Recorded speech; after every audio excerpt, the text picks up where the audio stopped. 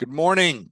I guess it could be good evening, depending on when you're watching this. Anyway, this is Tom Alexander. This is the weekend update that I do every week on the U.S. stock indices.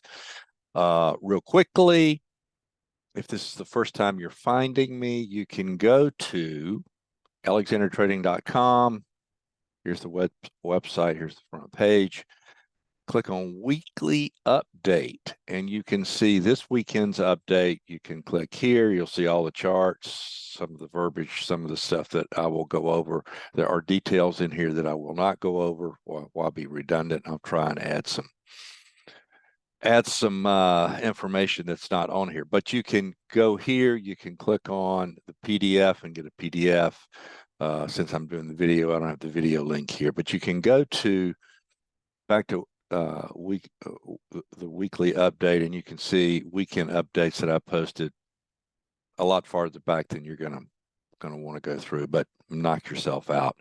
Okay, let's talk about the U.S. indices at the moment. By the way, if you find value in this, I would really appreciate it if you would like it, if you would subscribe, and if you make comments, if you have questions, that's helpful too for the algorithm. Okay, let's take a look. And I want to start with, this is the New York Composite. Now, this is the daily chart of the New York Composite. I'm going to go to weekly. Here's the weekly view. And the New York Composite, which is all stocks listed on NYSE, is making new all-time highs. Now, it's like clockwork. I've been trading almost 40 years, and without exception, anytime one of the U.S. indices is making a new all-time high, you have gurus coming out of the woodwork calling for a crash.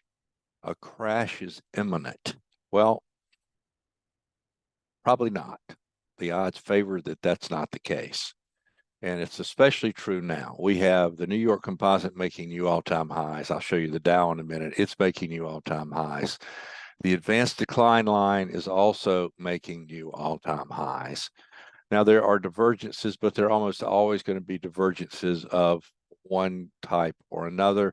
But I'm not seeing any of the divergences that would suggest anything other than a normal top at some point. And is that going to be now? I don't know, and neither does anyone else. And this is why I am an auction market trader focusing on price action. Let's say all the people calling for a crash are correct. Great. If that's the case, then there are levels that you will see here that are formed by the actual interactions among traders, buyers, and sellers that have to be taken out to the downside on the way to whatever lower crash level everyone seems to be interested in. So if you follow price action, you really don't have to predict the market. The price is your friend. What is actually going on in the market? What are the buyers and the sellers doing? Okay, so right now, the buyers and the sellers in the New York Composite have taken this index, a very broad index, to new all-time highs. So let's look at, I mentioned the Dow, let's look at the Dow. The Dow also made a new all-time print high by just a little bit and an all-time closing high on Friday. So you have a very broad index and you have a very narrow index. The Dow is 30 stocks.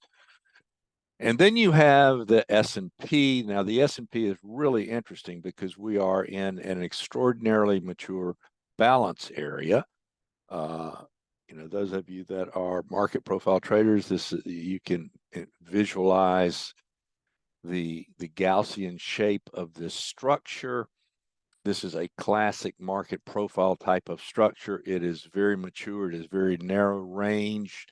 And when you get this type of structure in the S&P, you're going to get a sharp break. Let me show you some recent breaks.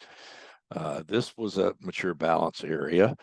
This was a balance area. This was a balance area. So these things are ubiquitous. Now, what makes this one particularly interesting is sort of similar to what made this one interesting. This one was trading in new all-time highs. This is trading just below this all-time high up here around 56.68, 56.70, somewhere in there. Now, and this sort of sets up a binary situation because this is such an extraordinarily mature structure. It is inevitable that it is going to break initiatively, meaning it's going to trend one way or the other. It is already testing the upper extreme. It should break out to the upside. That has to be the working assumption. Now, if it cannot break out to the upside, or if it does break out and it runs this all-time high and then fails, it brings into play a scenario that is pretty reliable. One of the more reliable chart patterns that you're going to find. This happens to be an auction market chart pattern. I'm not sure under Edwards and McGee what it would be called, but basically, if, and I'm saying if, for instance, if we spike next week up into here and then we begin to fail, we begin to trade back into Friday's range, then what typically happens is that you will retrace this entire structure, this entire range, in a fraction of the time it took to create it. Now, it's taken 10 trading days to create it. If we have a false breakout, it will retrace this entire range in a day or a day and a half. And then, of course, then you will have this 55.60 level that will be very important. Below 55.60, basis the SPX, you're in an elevator shaft. What does that mean? Well, this was a very two-sided trade from 51.19 all the way up to the 20th of this month, where we began to grind and form this balance area.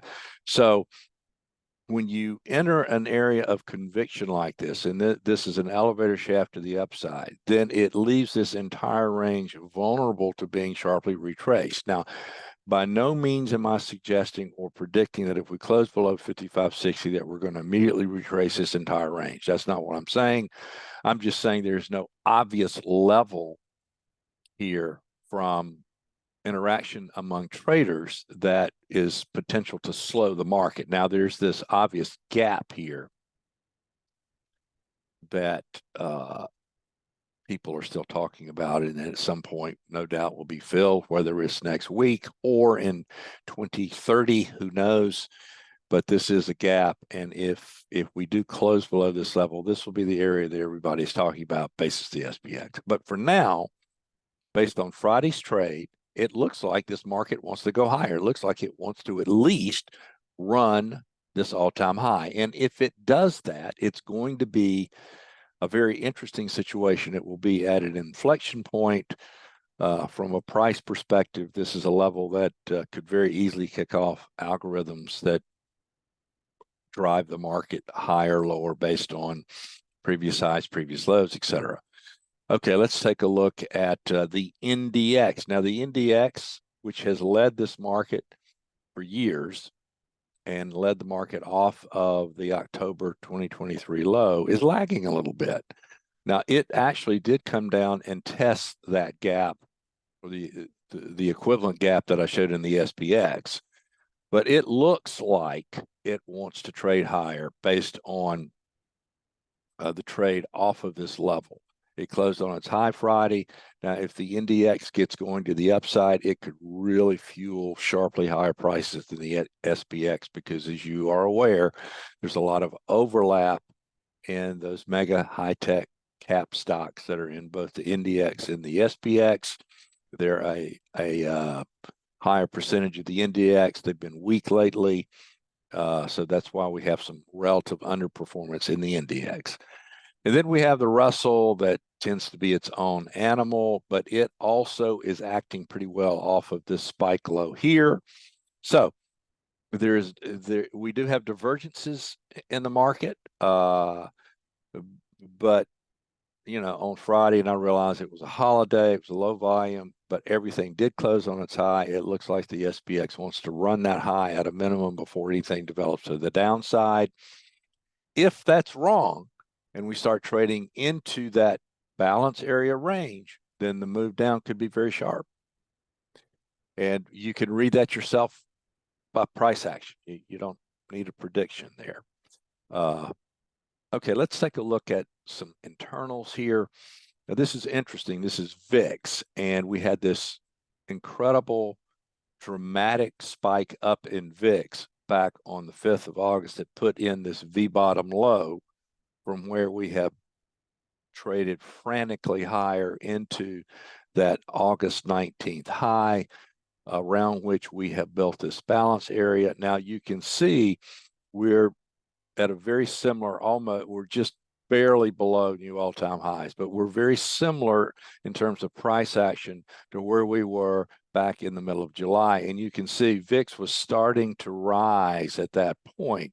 Well, you know, we had the dramatic spike, and then we've had this huge rally. Now, as we've rallied, VIX so far has been unable to get to levels seen prior to this drop. Now, I mentioned at the time that we had this big VIX spike, that we needed to watch VIX, and it was possible now.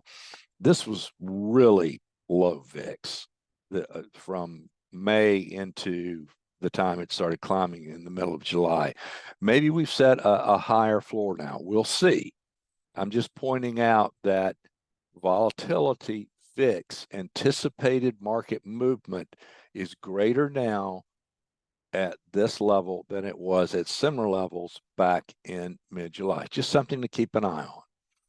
Okay, looking at market breadth. Now, this is where, this is a binary situation. Breadth picked up last week a little bit, but we're trading right at all-time highs. Look at breadth. Breadth is pretty pathetic. The histogram is breadth. Now, in case this is your first time watching one of these videos, the red is a 10-day moving average of NYSE advancing issues. Green is a 5-day moving average of advancing issues. And you can see here there are divergences in this that are going to be resolved. And if my working bullish assumption is correct, you should see the 5-day moving average begin to trend higher. If this market breaks out, you should see breadth expand rather dramatically. The market, this market, a breakout here is not going far if breadth does not expand. I'll say that. So you know, to keep it simple here, as we head into next week, keep an eye on breadth. You want to see breadth begin to expand. And if we spike above this high and breadth is tepid, and then it begins to turn around and the SPX begins to trade in Friday's range, it's a heads up that something could be developing to the downside and that we could potentially retrace this entire range here. But just looking at price structure and price action and the relationship of the indices where they are, the market looks higher. And I also think that even if my current working assumption about the market being bullish immediately is incorrect, that any retracement of back into this range that began off of the low on the 5th, I don't think the bull market is over. Maybe we get a trade down into this gap or something, but with the indices, with the New York Composite making new all-time highs, the SPX and the Dow right on the Dow is making new all-time highs. The SPX is very close. The advanced decline line is making new all-time highs. None of that suggests a significant top of a bull market is in front of us. Now, if it occurs, if we start making lower lows and lower highs on the daily charts and all the indices, we'll have plenty of time to reassess that perspective. But don't get all caught up in the hype about we're going to crash. You know, it sells. I can put out, a report saying, here's the coming crash, and more people will watch it than anything else I do for 2 years. But it's disingenuous in my view. So that's where we are. You guys enjoy the rest of your day. We've had a long weekend, and we'll see what the new week brings. I'll speak with you next week.